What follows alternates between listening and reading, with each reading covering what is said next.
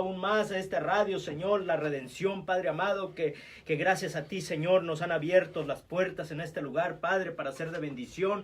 Gracias, bendito Dios, en el nombre poderoso de Cristo Jesús. Amén, amén y amén. Gloria a Dios. Gloria sea al Señor. Y bueno, el día de hoy tenemos un programa bastante especial que esperemos que sea de bendición para usted.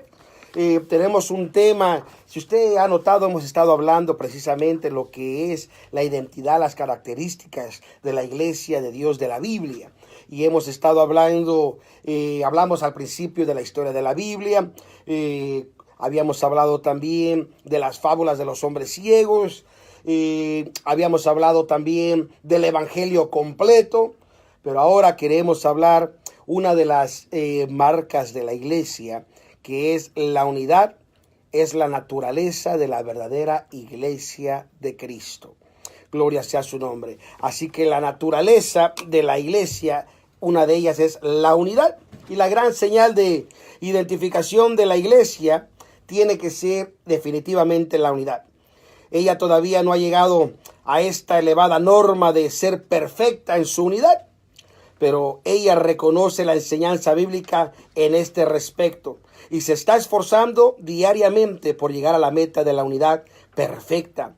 En los siguientes párrafos vamos a exponer algunas de las naturalezas precisamente de la unidad. Recuerden, mis amados hermanos, oyentes y amigos que nos escuchan a través de este medio, la unidad es esencial para el cuerpo de Cristo. Imagínese usted su cuerpo, si su cuerpo no tuviese unidad, entonces su cuerpo sería en realidad un desastre. Pero la unidad de la iglesia tiene que permanecer. Amén, gloria a Dios, así es, pastor. Todos sus miembros deben estar sujetos a un gobierno.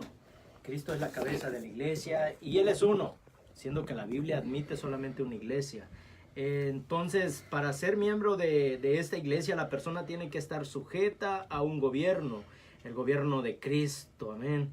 El profeta dijo, y el principado sobre su hombro, mostrando con esto que el gobierno de Cristo funcionaría a través de su cuerpo, la iglesia a la cual le ha dado cierta autoridad, siendo que hay una iglesia y que solamente hay una cabeza. Entonces solo puede haber un gobierno para sus miembros. Esto implica estricta obediencia a Cristo en todo. Lo podemos ver en Efesios 5, 23, 24. También podemos leer en Filipenses 3, 16. Amén. Gloria sea al Señor. Y creo que es importante que pongamos atención a estas escrituras, amado oyente. Si usted puede escribir estas preguntas, escríbalas. Más bien dicho, estas escrituras. Efesios capítulo 5, versículos 23 y 24. Y Filipenses 3, 16. Pero no solamente queda en eso, sino también hay más concerniente a la unidad. Diga, hermano Reinaldo. Amén, gloria a Dios, pastor. ¿Verdad? Dice que ella debe tener unidad en su doctrina. También, ¿verdad? No sería razonable ni aún pensar que la iglesia de Dios, de la Biblia, esté dividida en su doctrina. El profeta, al predecir acerca de la futura gloria de la iglesia, dijo, voz de tus atalayas alzarán la voz, juntamente darán voces de júbilo. Porque ojo a ojo verán que Jehová vuelve a traer a Sion. Vuelve a traer a Sion. Podemos verlo en Isaías 52, versículo 8. El apóstol Pablo estaba consciente de esto con gran preocupación. Veía la necesidad de tener unidad de doctrina.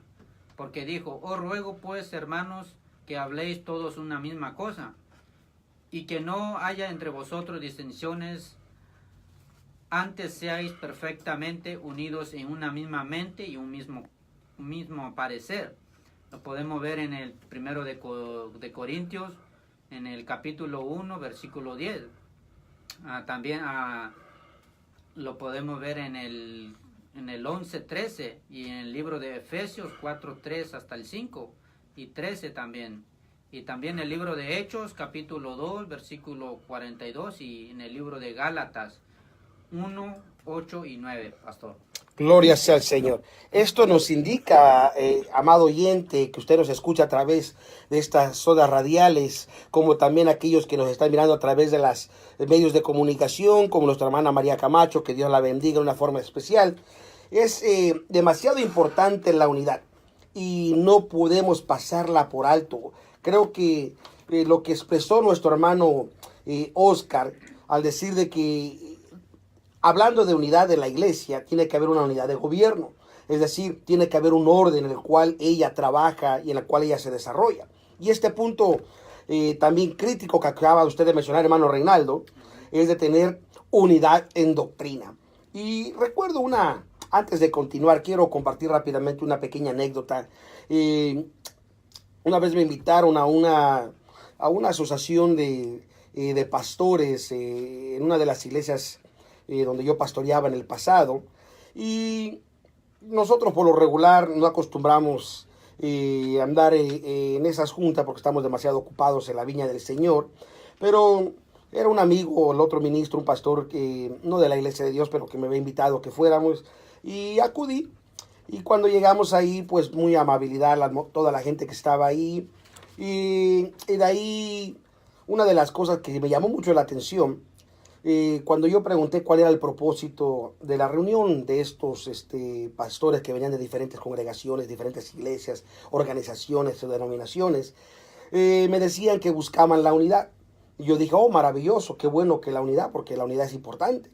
Y de ahí inmediatamente me dijeron que podíamos compartir todo lo que el Señor pusiera en nuestra mente, en nuestro corazón, pero menos podíamos hablar de doctrina. Decía que la doctrina no une, sino desune, que la doctrina divide, que la doctrina era mala. Pero creo que Cristo nos habló constantemente que la doctrina que Él traía era la doctrina del Padre. Y la doctrina del Padre trae unidad.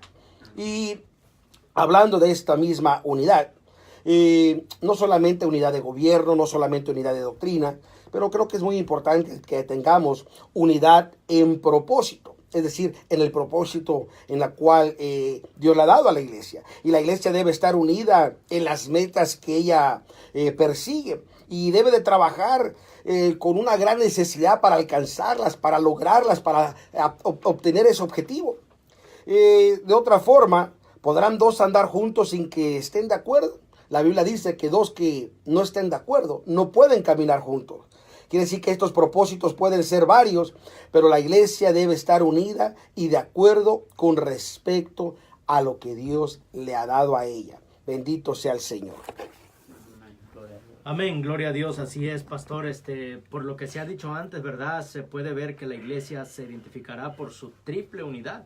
De acuerdo a lo que dijo Cristo, tal unidad es necesaria para hacer saber a los hombres que Él vino y que Dios les ama.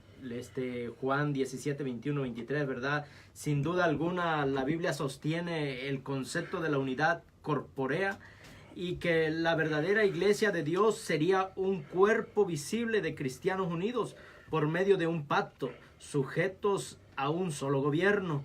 De que esta doctrina tuvo su origen en la era apostólica es una verdad indisputable. Cuando el Nuevo Testamento se estudia con una mente despejada, se hace evidente que tal concepto de unidad prevalece en los escritos sagrados. Indudablemente los apóstoles estaban divinamente convencidos que la unidad visible de un cuerpo era la única manera en que la iglesia de Dios podría existir. Y podemos leer a Efesios 4, gloria a Dios, amén. Gloria sea al Señor. Fíjese, hermano Reinaldo, antes de que continuemos en esta parte, creo que uno de los puntos importantes de la iglesia primitiva, es decir, la iglesia de la Biblia, era precisamente la unidad. Cuando Cristo, nuestro Señor Jesús, ascendió de nuevo al Padre, Él dio instrucciones específicas en Hechos capítulo 1, versículo 8. Dijo que no podían irse de ese lugar, que tenían que esperar ser investidos. Y cuando fueran investidos, entonces podrían hacer el trabajo. Y esto me llama la atención, porque la escritura que acaba de darnos el hermano, no sé si usted la puede buscar, hermano Reinaldo, se encuentra en el Evangelio según San Juan, capítulo 17, verso 21, 22 y 23, que es la oración que nuestro Señor Jesucristo imploró en pro de la iglesia, en pro de la unidad. Amén, pastor. El versículo 21. Al 23. Amén, gloria a Dios. La palabra del Señor dice así: para que todos sean una cosa, como tú, oh Padre, en mí y yo en ti, que también ellos sean en nosotros una cosa, para que el mundo crea que tú me enviaste. Y yo, la gloria que me diste, les he dado, para que sean una cosa, como también nosotros somos una cosa. Y yo en ellos y tú en mí, para que sean consumadamente una cosa, y que el mundo conozca que tú me enviaste, y que los que has amado como también a mí me has amado. Amén, Bendito pastor. sea el Señor. Gloria a Dios. ¿Y cómo podríamos decir, hermano, que describir esto que acaba de leer? Amén, pastor. Aquí podemos ver, ¿verdad?, que el mismo Señor Jesús hizo la oración sobre la unidad, ¿verdad? Amén. Que Él dice que le rogó al Padre para que nosotros como iglesia, como cuerpo de Cristo, seamos una cosa, hablemos de una sola cosa. Amén. Bendito sea el Señor. Así que podremos decir confiadamente que esta fue una oración en pro de la unidad. Amén. Y fíjese qué interesante, porque qué difícil es lograr la unidad hoy en día. Cada persona hoy en día son afectados por sus sentimientos y por sus pensamientos, y la gente como se siente es como quiere que la unidad trabaje, como ellos piensen es como quiere que la unidad sea.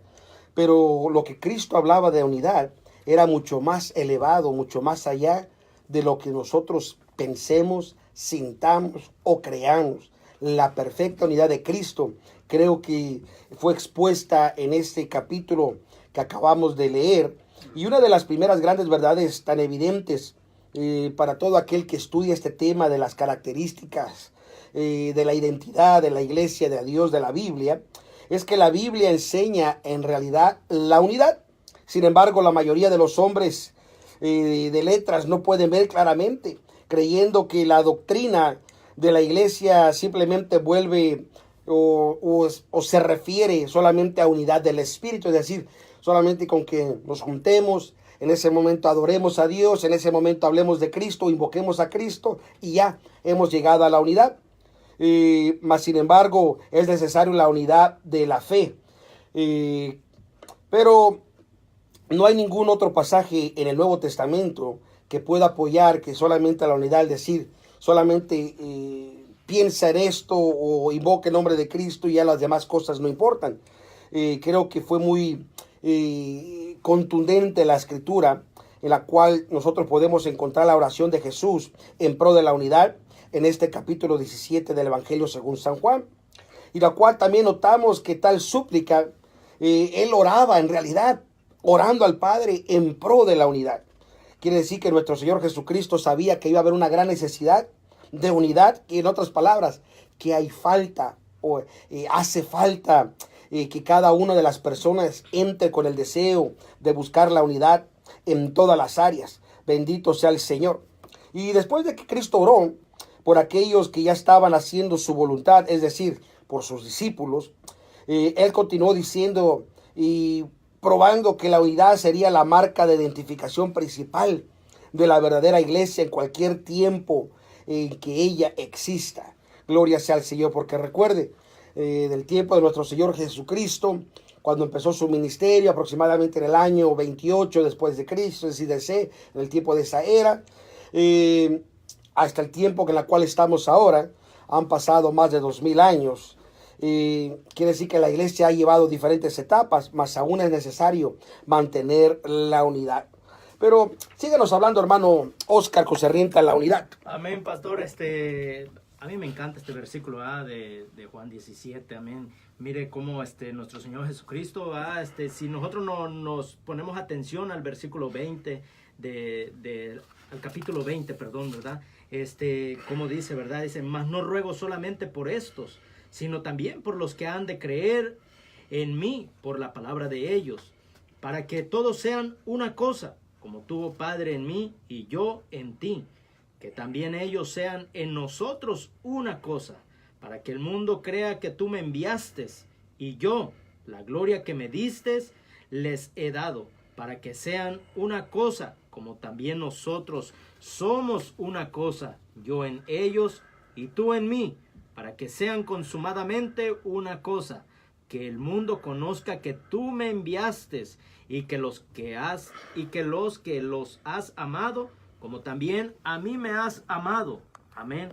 Y fíjese qué importante, ¿verdad? Qué hermoso versículo, que no nomás oró por los discípulos, sino también por nosotros también. Amén.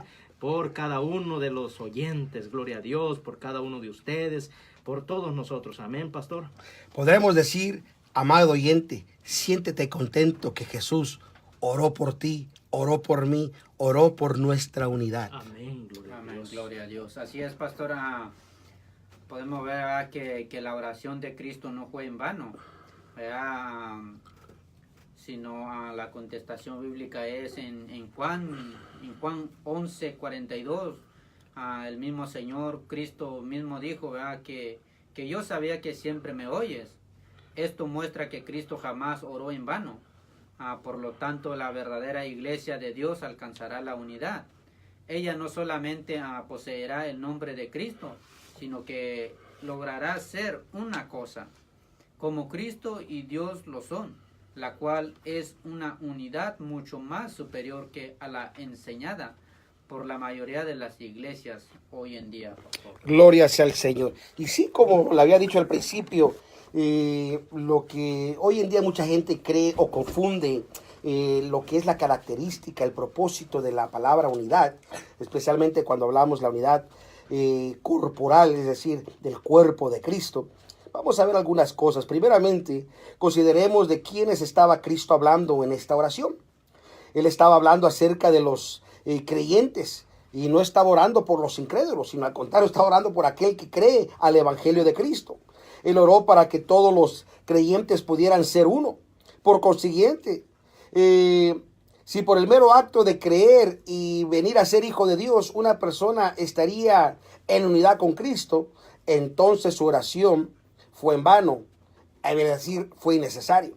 Por lo tanto, es evidente de que Él desea que todos los creyentes tengamos una unidad corporal que sobrepase por encima y más allá de cualquier creencia común que tengamos concerniente a Cristo. Gloria a Dios, ¿verdad? Entonces, ¿qué unidad es esa? Esa sería una pregunta, ¿verdad? Es una unidad que toma su dechado de la unidad de Cristo y Dios, y por inferencia la unidad de las tres personas de la Trinidad. Esta unidad es de la iglesia, la unidad con Dios y Cristo y la unidad de los unos con los otros son necesidades indispensables para los miembros de la iglesia verdadera. Los siguientes párrafos nos muestran la forma en que podemos obtener esta unidad. Así es, pastor, hermano Reinaldo, ¿verdad? Amén, gloria a Dios, hermano. Sí, como dice, ¿verdad?, como decía nuestro pastor, ¿verdad?, que unidad en propósito, ¿verdad?, que tenemos que primero eso, ¿verdad?, la unidad de propósito, ¿verdad? El propósito de Dios es de tener un pueblo justo en este mundo, el cual le obedezca en todo. Solo una esmerada unidad, unidad podría obtener esto. Y tal unidad debe estar basada en el mismo propósito que existe en la mente de Dios. Gloria sea al Señor. Amén. Qué hermoso, hermano, esta parte que acaba usted de expresar, unidad en propósito. Amén. El propósito es de que el mundo crea que Cristo fue enviado de parte de Dios. Amén. Y fíjese que una vez estuve leyendo hace mucho tiempo, leía una expresión de uno de los hombres más populares de la India, ese hombre llamado Gandhi. Y como todos sabemos, era un hombre que practicaba el hinduismo, filósofo, en fin, Y le hicieron una vez una pregunta y le preguntaron que qué pensaba él del cristianismo. Y en su respuesta él contestó de que a él le gustaba el cristianismo, pero lo que no le gustaba era su gente. Y eso muestra la gran falta de unidad de propósito que existe. Muchas veces decimos, el propósito es que solo hablemos de Cristo, pero de ahí no queremos hacer todo lo que Cristo nos enseñó y nos dijo. Y es necesario que podamos tener el propósito unos con otros y a obedecer a la cabeza, es decir, a obedecer a Cristo. Y no solamente unidad de propósito, hermano Reinaldo, también, como habíamos hablado al principio, la unidad de doctrina. Y no es absurdo, no es ilógico, no es una locura es sostener de que cualquier unión que no esté basada a la uniformidad de la doctrina no puede ser una unión divina. Esto es casi matemático, pero dos cosas que concuerdan con la misma cosa en realidad es armonía. Así es el caso, la iglesia está de acuerdo con Dios y los miembros de la iglesia están de acuerdo los unos con los otros. Y la iglesia no solo debe estar unida a su doctrina, mas debe estar también la misma doctrina que Dios creó y aprobó. Y cualquier otra unidad o bases de unidad que no sean estas, en realidad son falsas. Por lo tanto, creo que tenemos un mayor recto, hermano Oscar, cuando hablamos de la unidad. Amén, pastor. Tenemos la unidad de organización. Seguramente que Dios y Cristo no pertenecen a diferentes organizaciones, pero promulgar y defender la doctrina y el propósito de Dios debe haber unidad en la organización. La cooperación no resuelve el propósito de Dios. Él requiere un gobierno del cual Cristo sea reconocido como la cabeza. Lo podemos ver en Colosenses 1, 17, 19. El propósito de Dios es el reunir todas las cosas en una.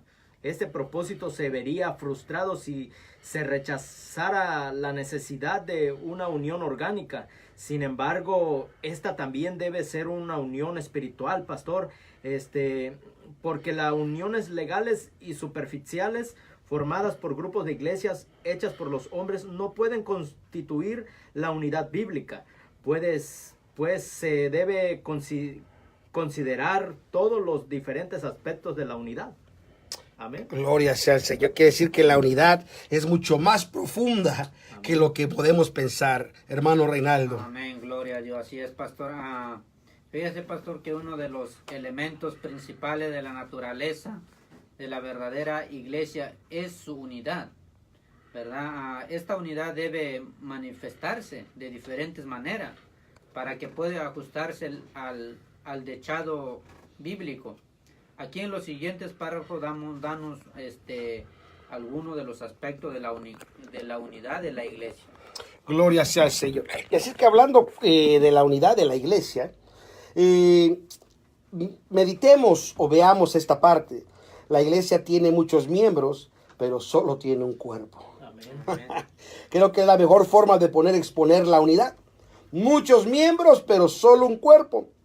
Y Romanos capítulo 12, verso 4 y 5 dice, porque de la manera en que un cuerpo tenemos muchos miembros, pero todos los miembros no tienen la misma operación. Así muchos somos un cuerpo en Cristo, mas todos miembros los unos de los otros. También Primera de Corintios capítulo 12, verso 12 dice, porque de la manera que el cuerpo es uno y tiene muchos miembros, pero todos los miembros del cuerpo, siendo muchos, son un cuerpo. Así también Cristo, bendito sea el Señor.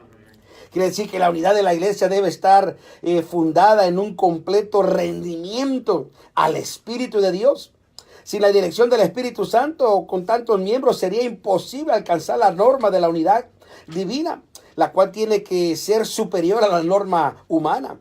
También, siendo que solo hay un cuerpo, es imposible que haya, ahora sí que un cuerpo en el cielo y un cuerpo en la tierra. Tiene que ser un cuerpo operando, la cual es la iglesia en este mundo. Es el cuerpo corporal de Cristo que está operando con toda capacidad. ¿Qué más nos puede decir, hermano Oscar, concerniente a eso? Amén, pastor. Así como decía, ¿verdad? Que es un cuerpo y son, ¿verdad? Muchas iglesias, pero un solo cuerpo. La iglesia también es una en el sentido que no hay distinción racial o nacional. Las puertas de la iglesia están abiertas para todas las naciones y para todas las razas, y no está dividida en sectores nacionales o raciales, porque por un espíritu somos todos bautizados en un cuerpo, o judíos o griegos, para siervos o libres, y todos hemos bebido de un mismo espíritu, ¿verdad? Eso nos dice esta escritura, 1 Corintios 12, 13. Esto nos dice que la misma experiencia que hace elegible a un hombre blanco a la membresía, también hace elegible a otras personas de otras razas, podemos notar que se enfatizan las palabras un espíritu y un cuerpo. También podemos verlo en Efesios 2, 14, 16. Amén. Fíjese, hermano, que es importante entender esta parte. No todas las iglesias ni no todas las organizaciones componen el cuerpo de Cristo. Lo que componen todo lo aquel que acepta a Cristo, componen el reino de Dios, ya que el reino de Dios se entra solamente a través del nuevo nacimiento, a través de la salvación. Pero sí, la iglesia, el cuerpo es visible, cual opera, está abierta para todas las razas y a todas las naciones. ¿Qué otra cosa nos puede compartir, hermano Reinaldo? Amén, pastor. También podemos ver, ¿verdad?, la sextupla unidad de la iglesia. Un cuerpo y un espíritu. Como sois también llamados a una misma esperanza de vuestra vocación. Un Señor, una fe, un bautismo, un Dios y Padre de todos, el cual es sobre todas las cosas y por todas las cosas y en todos vosotros. En Efesios 4, 6 lo podemos ver, pastor. Gloria sea al Señor. Y fíjese que esa escritura que usted acaba de leer, Efesios capítulo 4, verso del 4 a 6, podemos ver, digamos, 7 cosas importantes concerniente a la unidad de la iglesia del cuerpo de Cristo. El primero, es decir, la Biblia enseña y menciona una iglesia, es decir, un cuerpo. Y esto es demasiado importante ver y entender y comprender, ya que cuando hablamos de una iglesia, mucha gente automáticamente entra en un sentido como que estamos diciendo que ellos no son salvos. No confunda. La salvación solamente se obtiene a través de Jesucristo y se recibe en el corazón cuando usted se arrepiente y abandona el pecado. Pero también la unidad, no solamente de una sola iglesia y un cuerpo, también habla de un mismo espíritu, en el cual todos hemos sido bautizados, es decir, somos sumergidos a ese cuerpo. Habla también de una esperanza de vuestra vocación. Quiere decir que nuestro propósito debe de ser de buscar, andar y perseverar en la unidad. Podemos decir también que la unidad también encierra una cabeza, es decir, un Señor. Y así lo manifiesta Colosenses capítulo 1, versículo 18. Una fe, es decir, una doctrina. Cuando la Biblia habla de una sola fe, habla de una sola doctrina, como lo describe Gálatas capítulo 1, versículo 8. Y es decir, un pacto para todos, es decir, un bautismo en un cuerpo, por lo cual todos tenemos al mismo Dios, es decir, a nuestro Señor. Bendito sea su nombre. Pero ¿qué otra cosa podemos hablar, hermano, concerniente a la unidad, hermano Oscar? Amén, pastor. Muy importante, ¿verdad? La unidad, pero la iglesia debe tener una unidad de acción. A fin de que la iglesia pueda lograr sus propósitos, debe funcionar como un cuerpo. No es suficiente que esté organizada como una sola cosa, mas debe actuar como un solo hombre. Requiere unanimidad en sus decisiones. Las decisiones por mayoría no están de acuerdo con el plan de Dios, pastor. Consideremos la primera asamblea. Gloria sea al Señor. Y sí, cuando hablamos de la primera asamblea, es lo que estamos hablando en Hechos capítulo 15. Es decir, fue una gran necesidad que hubo en la iglesia. Habían entrado algunas enseñanzas, habían entrado unas dogmas de hombres que estaban enseñando cosas y prácticas para la salvación. En este caso enseñaban de que tenían que practicar la circuncisión los gentiles para poder decir que eran realmente salvos. Y por lo tanto esto provocó que vinieran toda la iglesia, vinieron los gentiles, vinieron los judíos, vinieron los ancianos, vinieron los apóstoles, vino Santiago, gloria sea al Señor, el hermano nuestro Señor Jesucristo, y en el cual tuvieron una asamblea para poder discutir esta situación. Bendito sea el Señor. ¿Qué más nos puede decir, hermano Reinaldo? Amén, pastor, gloria a Dios.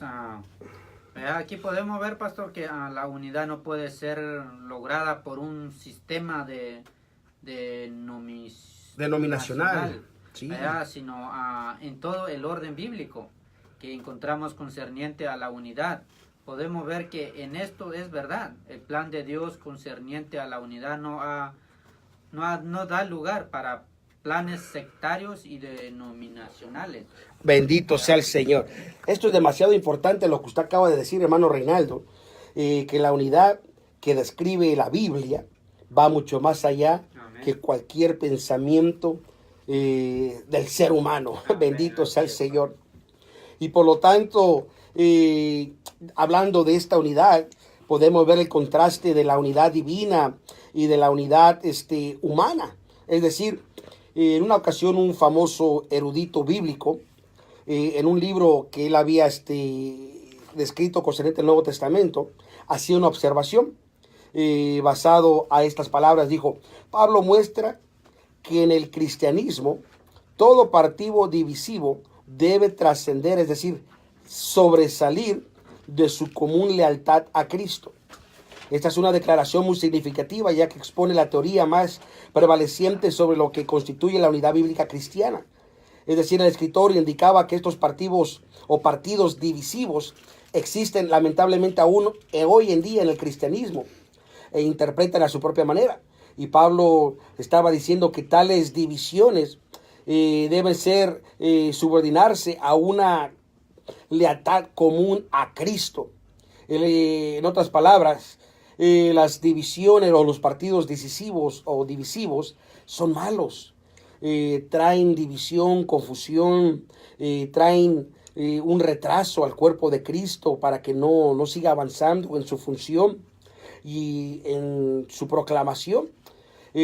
Al contrario, Pablo aconseja firmemente que nuestra lealtad a Cristo debe tener primado sobre todos los partidos, sobre todo pensamiento y sentimiento. Entonces, este es el fundamento sobre el cual está basado lamentablemente muchas de las denominaciones, que todo aquel que crea sus ideas, por lo tanto, de alguna otra forma, entonces ya llena los requisitos de unidad. No, hermanos, la unidad va mucho más, trasciende mucho más allá de lo que usted y yo podamos desear o pensar o querer. La verdadera unidad requiere que usted y yo nos despojemos de todo pensamiento, sentimiento, de toda enseñanza que hemos recibido de hombre y nos centremos al Espíritu de Cristo a través de la bendita palabra de Dios y dejemos que Él nos traiga y nos una en una forma que solamente Él puede hacer a través de su Espíritu. ¿Qué más nos puede decir, hermano Oscar? Amén, pastor. Muy importante, ¿verdad? Eso que acaba usted de decir. Seguramente que uno está bien al aconsejar una lealtad a Cristo. En vez de a una denominación, un luterano se debe sentir privilegiado porque es cristiano.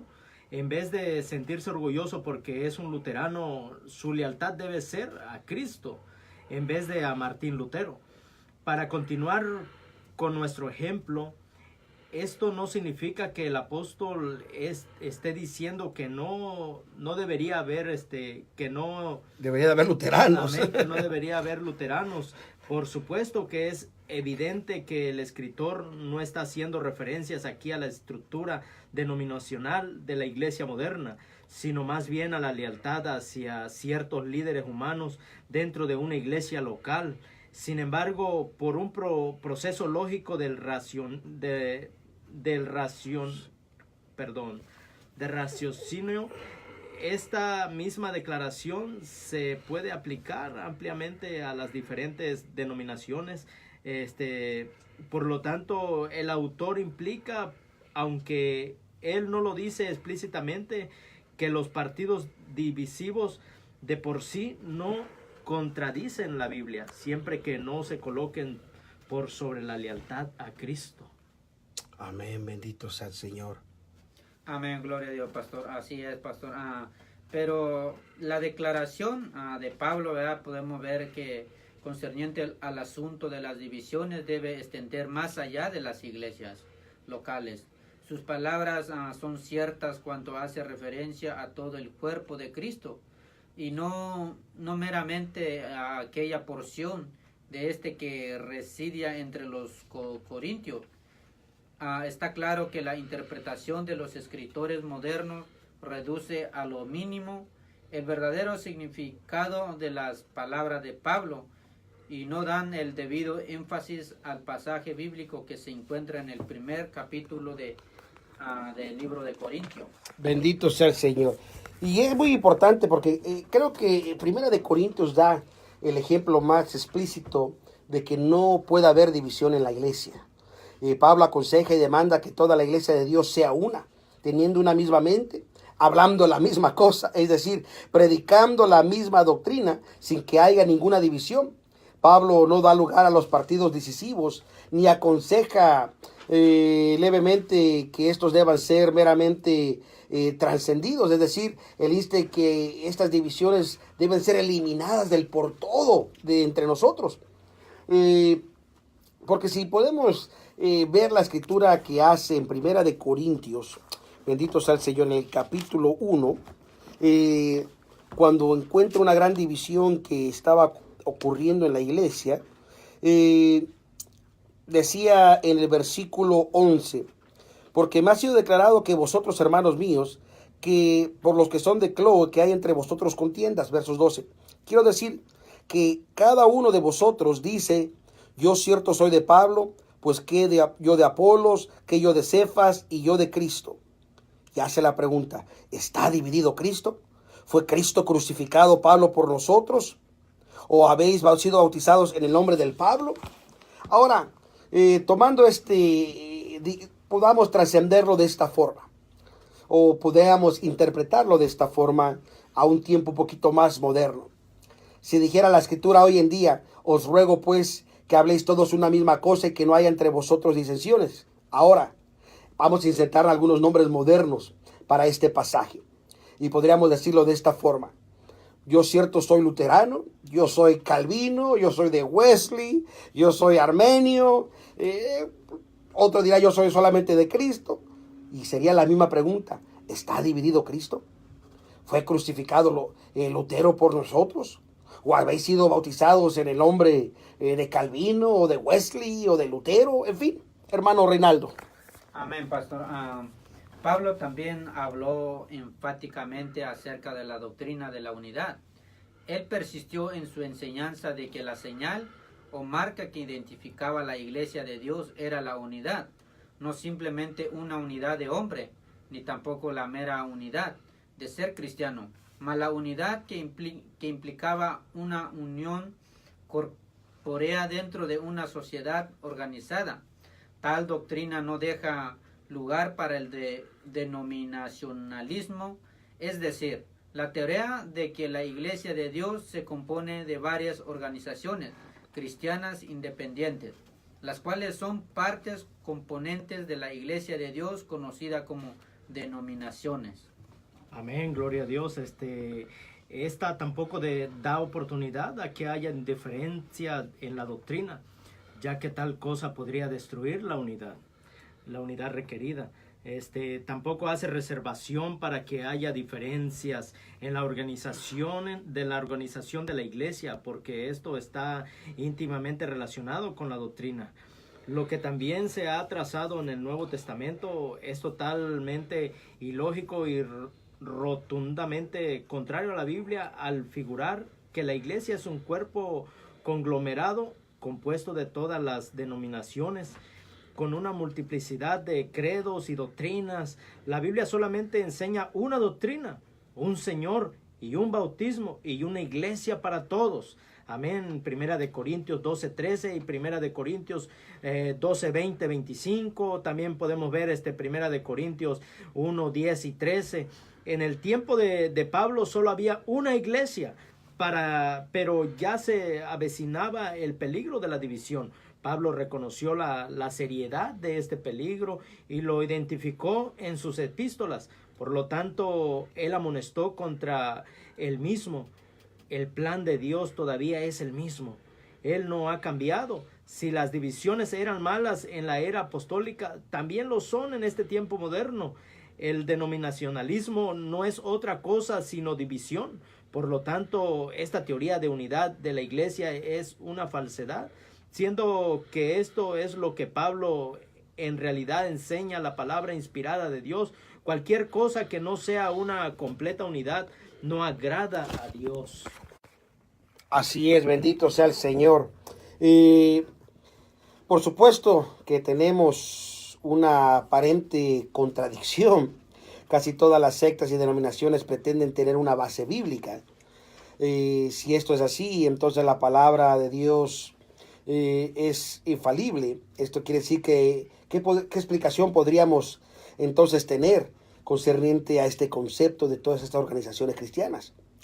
Creo que la constatación más sencilla sería que la palabra de Dios es infalible, pero la humanidad no lo es. La Biblia no contiene errores o contradicciones. Estas han aparecido por la fiabilidad humana, la cual interpreta o trata de interpretar la palabra. Piense por un momento. ¿Acaso parece razonable que el Dios del cielo, de quien su misma palabra dice que Él no es de Dios de confusión, podría entonces revelar una interpretación a un individuo o a un grupo y luego darle completamente otra interpretación a otro individuo o a otro grupo? ¿Acaso esto dentro sería de los límites del pensamiento racional? El suponer que sería entonces el mismo Dios revelando diferentes cosas contrarias unas a la otra. Creo que no. Creo que a través de la palabra de Dios podemos ver claramente que el autor de las controversias doctrinales no proviene de Dios. El Señor no permite que alguien pueda profesar tal ignorancia de las Santas Escrituras y de la naturaleza de Dios, ya que Dios es santo, perfecto, infalible, inconfundible, inquebrantable, y en Él no hay confusión, hermano Reinaldo. Amén, pastor. Estas preguntas y sus inevitables contestaciones son prueba evidente de que Dios no ordenó tales divisiones como el orden final de las cosas. Aunque Dios usa todas las cosas para promover sus propósitos, toda la naturaleza de Dios tiende a la unidad, de lo cual la división es exactamente lo opuesto. Entonces, con esta premisa cardinal e inalterable como nuestro punto de partida, finalizaremos nuestro razonamiento con una conclusión lógica. Si Dios es uno, entonces su pueblo debe ser uno. En alguna parte fuera del tumulto de la confusión del sectarismo, debe aparecer una interpretación verdadera de la palabra de Dios, alrededor de la cual se identificará una organización unida que propague esta como la verdad eterna. En otras palabras, en las muchas iglesias cristianas de hoy hay una que es la verdadera iglesia de Dios, la cual sobresale en todas estas. Este grupo ya está organizado y funcionando como el cuerpo de Cristo en este presente tiempo. Este cuerpo ya está en el proceso de prepararse para la segunda venida de su cabeza y fundador, Jesucristo, para que en ese día sea encontrado sin mancha ni arruga. Aleluya, amén, ¿verdad? Sin mancha, sin arruga, limpia, ¿verdad? Los humanos podrán lograr una unión y llamarla unidad, pero no podemos ser seducidos por las ideas humanas acerca de la unidad que no se ajuste al plan de Dios. Eso lo tenemos que tener muy claro, amén. Hay un movimiento en el mundo hoy que favorece la unión de las grandes iglesias para formar un gobierno, para ser una iglesia. En los últimos años, varios de estos grupos han formado uniones creyendo que de esta manera están cumpliendo con la oración que hiciera Jesús concerniente a la unidad. No obstante, Dios requiere más que una unión superficial. Él requiere una unión que solamente pueda obtenerse a través del Espíritu Santo y la iglesia, que cumpla todas las profecías concerniente al cuerpo de Cristo, pastor. Bendito sea el Señor, amén, gloria a Dios. Y bueno, mis amados hermanos, ya estamos por terminar, pero quiero dejarle con esto, que la iglesia de Dios enseña y practica la unidad del Espíritu, la unidad de doctrina, la unidad de gobierno. Y todo esto está basado completamente en las santas escrituras. Y cada uno de sus miembros son añadidos al cuerpo por un pacto y la diestra de compañerismo. Y todos aquellos que componen o se comprometen a perseverar en la unidad y la pureza de la iglesia.